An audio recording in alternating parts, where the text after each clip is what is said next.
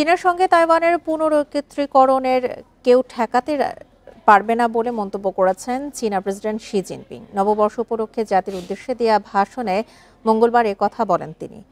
Jinping জানান, Taiwan প্রণালীর দুপাশের মানুষ একই পরিবারের অংশ, কেউ এই রক্তের বন্ধন ছিন্ন করতে পারবে না। মার্কিন প্রেসিডেন্ট ডোনাল্ড ট্রাম্প শপথ নেয়ার কয়েক সপ্তাহ আগে তাইওয়ান নিয়ে এমন বার্তা দিলেন শি জিনপিং। স্বশাসিত দ্বীপ তাইওয়ানকে নিজেদের ভূখণ্ডের অবিচ্ছেদ্য অংশ হিসেবে দাবি করে চীন। অন্যদিকে আনুষ্ঠানিক স্বীকৃতি না দিলেও তাইওয়ান যুক্তরাষ্ট্রের অন্যতম কৌশলগত মিত্র।